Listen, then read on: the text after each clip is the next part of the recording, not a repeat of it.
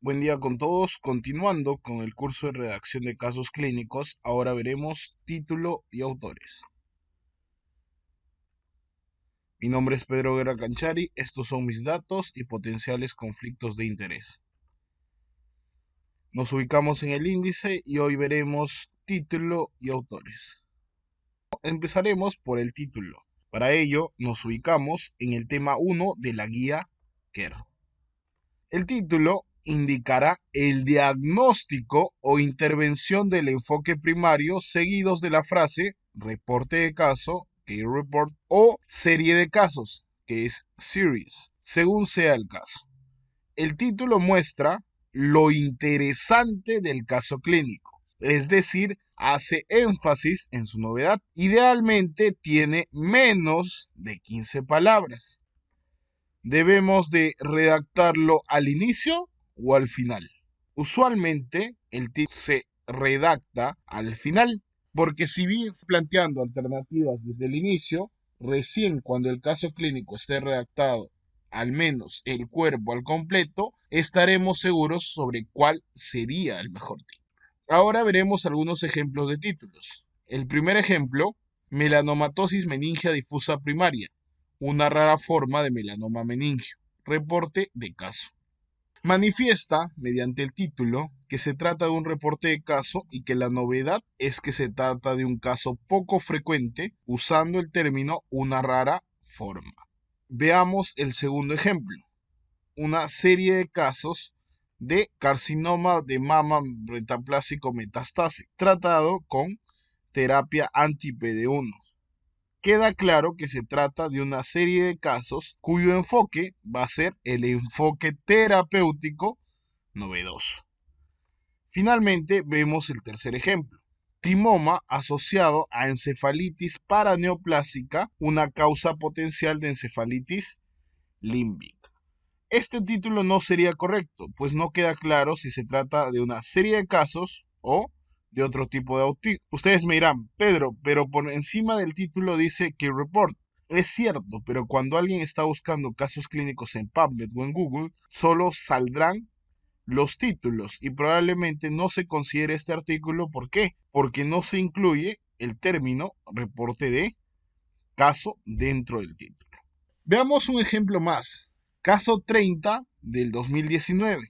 Mujer de 65 años con cáncer de pulmón y dolor torácico. Este título no usa el término reporte de caso o series de caso. Y para colmo, la característica novedosa del caso clínico no es clara.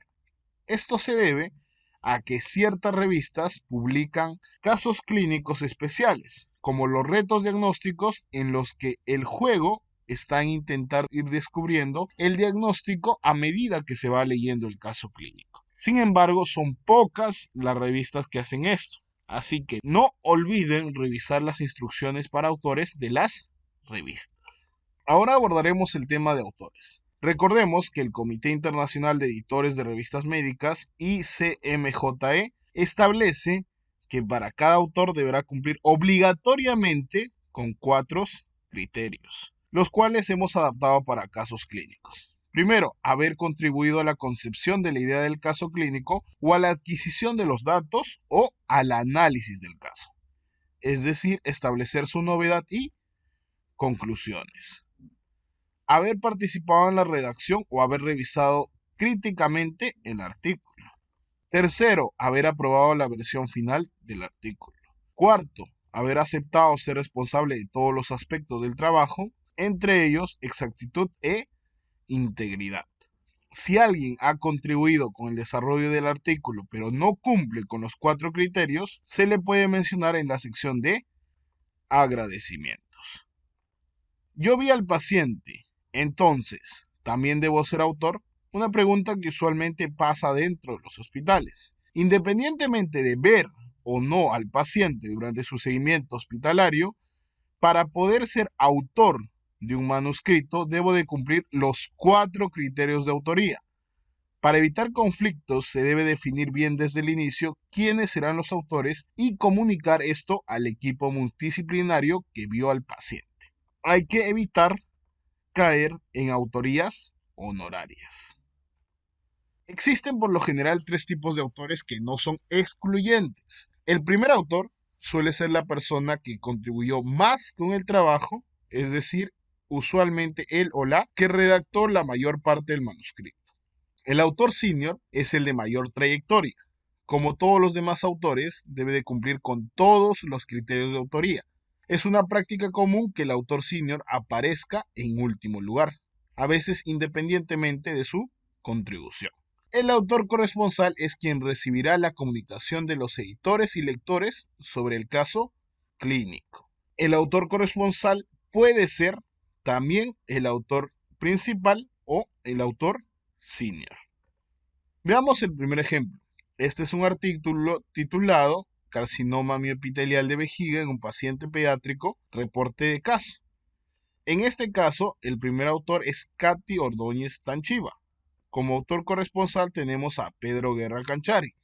¿Y cómo identificar que es el autor corresponsal? Dentro de la afiliación se ubican los datos de su correo electrónico. Es por ende quien mantendrá la comunicación con los lectores. El último autor es Diego Sueldo Espinosa. Sin embargo, no podemos definir si realmente es el autor senior, pues puede que no haya un autor senior en este artículo. Los únicos que saben si es o no autor senior son los mismos autores. Por último, no olvidar que cada autor tiene una o más filiaciones, que representan a las instituciones a las que pertenecen los autores y que han brindado las facilidades para la publicación del caso clínico, ya sea mediante pagos, contactos, equipos o accesos. Veamos un caso. En el Hospital X de Lima, Perú, se encuentran en la sala de estar médica diversos especialistas, un internista, una oncóloga, un cirujano, una patóloga, una nefróloga y un radioterapeuta. La oncóloga decide escribir un caso clínico de un paciente visto por todos estos especialistas. Entonces, ¿qué le sugeriría hacer? Veamos, notifica y pregunta quiénes disponen de tiempo para ayudarle a redactar un caso clínico al respecto. 4 especialistas aceptan participar. La patóloga no, pero refiere que brindará las fotos de las láminas para que se pueda publicar. La primera pregunta sería, ¿debería ir la patóloga en la lista de autores? La respuesta es no, pero podría ir en agradecimientos. Entonces, de los 5 especialistas que deciden escribir el artículo, 2 de ellos, el cirujano y el radioterapeuta, no redactan ni brindan aportes valiosos a la redacción, pero al final del manuscrito solicitan ser autores ya que en el relato se escribe la cirugía que realizó, al igual que la radioterapia que recibió el paciente. Entonces, ¿el cirujano y radioterapeuta deberían ser autores? La respuesta es no, a menos que brinden aportes a la redacción, pero en este caso no lo hicieron.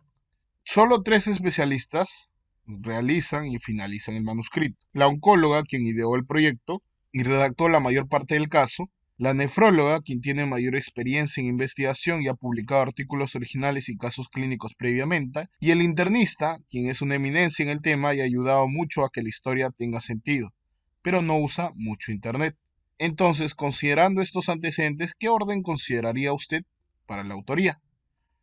Primer autor, la oncóloga, al ser la persona que ha ideado el caso clínico y ha sido la persona que más ha contribuido en la redacción. Segundo autor, la nefróloga, y el senior, el internista. El corresponsal podría ser la oncóloga o nefróloga, dependiendo de quién podría tener mayor acceso a internet y estar siempre al pendiente de la bandeja del correo. Como puntos finales a tener en cuenta, todos los autores deben de cumplir los criterios de autoría. Usualmente la revista acepta entre 2 a 6 autores para casos clínicos, pero se recomienda no exceder de 4. Definir la autoría lo más temprano posible y verificar el cumplimiento de los criterios al momento de enviar el manuscrito. Evitemos faltas éticas y respetemos la autoría de los estudiantes o cualquier persona que merezca ser autor de un manuscrito. Y sepamos también negar la autoría a aquellas personas que no cumplan los 4 criterios de autoría. Con esto culminamos esta clase. Nos vemos en la próxima sesión.